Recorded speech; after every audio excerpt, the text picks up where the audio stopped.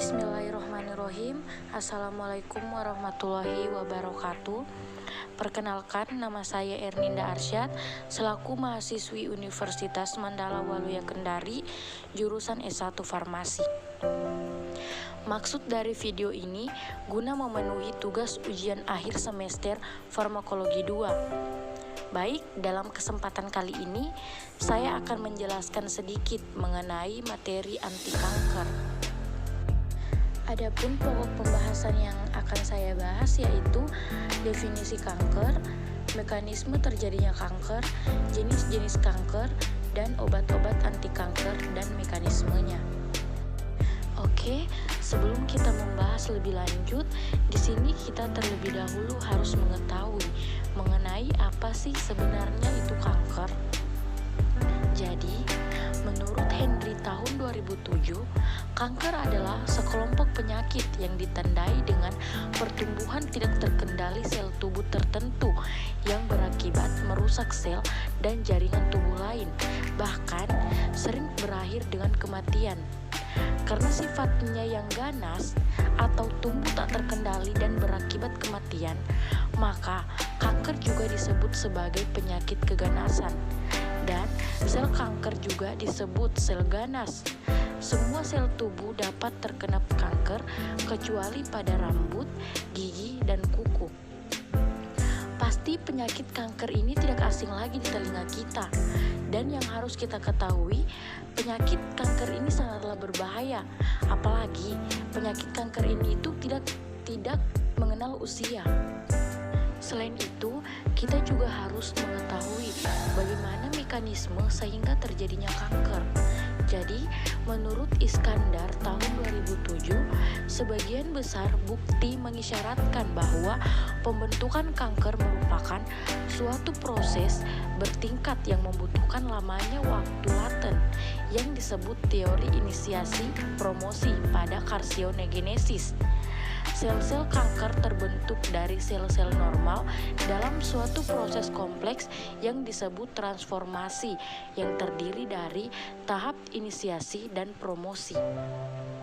Baik, di sini saya akan menjelaskan bagaimana tahap inisiasi dan promosi. Jadi, pada tahap inisiasi atau biasa disebut dengan pengenalan, terjadi suatu perubahan menetap tertentu dalam bahan genetik sel yang memancing sel bakal menjadi ganas. Perubahan dalam bahan genetik sel ini disebabkan oleh suatu gen yang disebut karsinogen, yang bisa berupa bahan kimia, virus, radiasi, atau sinar ultraviolet matahari. Namun, tidak semua sel memiliki kepekaan yang sama terhadap suatu karsinogen. Sedangkan pada promosi merupakan proses induksi tumor pada sel yang sebelumnya telah diinisiasi atau diinduksi oleh zat kimia. Bahkan gangguan fisik yang menahan pun bisa membuat sel menjadi lebih peka untuk mengalami suatu keganasan. Pada tahap promosi ini, suatu sel yang telah mengalami inisiasi akan berubah menjadi ganas. Sel yang belum melewati tahap inisiasi tidak akan terpengaruhi oleh promosi, karena itu diperlukan beberapa faktor untuk terjadinya keganasan atau gabungan dari sel yang peka dan suatu karsinogen.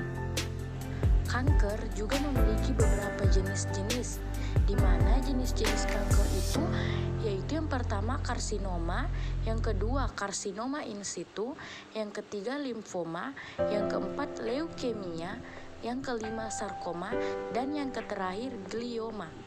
Baik, di sini saya akan jelaskan mengenai beberapa jenis-jenis kanker, yaitu pada poin pertama ada jenis kanker karsinoma, di mana karsinoma ini jenis kanker yang berasal dari sel yang melapisi permukaan tubuh atau permukaan saluran tubuh.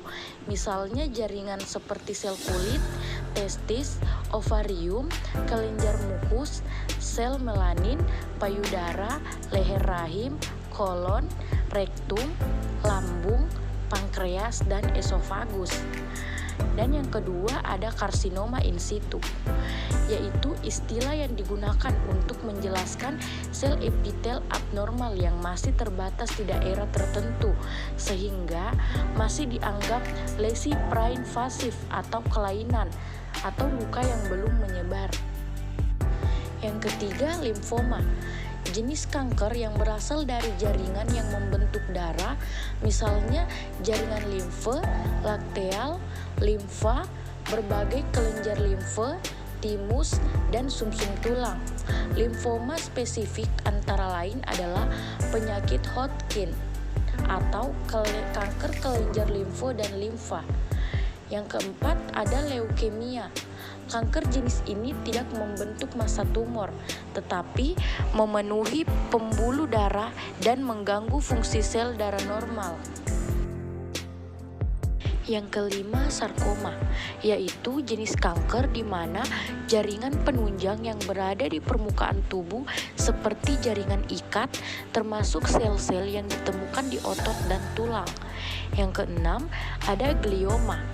Glioma yaitu kanker susunan syaraf, misalnya sel-sel glia atau jaringan penunjang disusun saraf pusat. Selanjutnya, ada 11 sel yang terdapat dalam tubuh. Di antara lain, ada sel induk, sel tulang, sel darah, sel otot, sel lemak, sel kulit, sel saraf, sel endotel, sel kelamin, sel pankreas, dan terakhir sel kanker. Baik, di sini saya akan jelaskan obat-obat anti kanker. Di mana obat-obat anti kanker ini itu yang pertama golongan obat alkilator, yaitu pengikat alkil dengan nukleoprotein. Contohnya klorambusil. Obat klorambusil ini bekerja dengan cara mengganggu proses replikasi DNA dan transkripsi RNA dengan menambah gugus alkil dan gugus lainnya, sehingga mengganggu fungsi asam nukleat dan terjadi apoptosis sel. Yang kedua ada siklofosfamid. Obat siklofosfamid ini bekerja dengan cara merusak DNA sel kanker sehingga menghentikan pertumbuhan sel kanker. Obat ini juga bekerja dengan menekan sistem imun atau sistem kekebalan tubuh sehingga bisa digunakan sebagai obat imunosupresan dalam pengobatan sindrom nefrotik. Selanjutnya yang ketiga ada busulfan. Obat busulfan bekerja dengan cara menempel pada salah satu untai DNA sel kanker sehingga sel tersebut tidak dapat membelah diri. Dengan begitu, pertumbuhan dan penyebaran sel kanker di dalam tubuh dapat dihambat. Yang kedua ada golongan antimetabolit. Jadi golongan antimetabolit ini yang mengganggu kebutuhan nutrisi untuk kebutuhan sel. Adapun contoh obatnya yaitu ada fluorourasid, di mana obat fluorourasid ini bekerja dengan cara mengganggu pembentukan DNA dan RNA dalam sel. Proses ini membuat pertumbuhan sel yang tidak sempurna. Yang kedua ada sitarabin. Obat sitarabin ini bekerja dengan cara menghambat DNA polimerase pada fase S dan siklus sel. Golongan yang ketiga ada golongan antibiotik. Jadi golongan antibiotik ini berkaitan dengan DNA sehingga fungsi DNA terganggu. Adapun contoh obatnya di sini yaitu ada bleomycin. Obat bleomycin ini bekerja dengan cara membentuk radikal bebas yang dapat merusak DNA sel kanker. Dengan demikian, penyebaran sel kanker dalam tubuh dapat terhambat. Terus yang kedua ada obat daktinomycin. Daktinomycin ini adalah kromopeptida yang berikatan pada heliks ganda DNA dan mengganggu transkripsi RNA sehingga menghambat pembelahan sel. Selanjutnya di sini kita bisa melihat gambar sel kanker. Jadi sel-sel yang normal ini terkadang bisa berubah dan tumbuh tidak terkendali sehingga merusak sel-sel dan jaringan tubuh yang normal. Sel-sel yang tumbuh tidak terkendali inilah yang disebut dengan sel kanker. Pertumbuhan sel yang tidak terkendali ini kemudian dapat mengganggu fungsi kerja organ-organ dalam tubuh.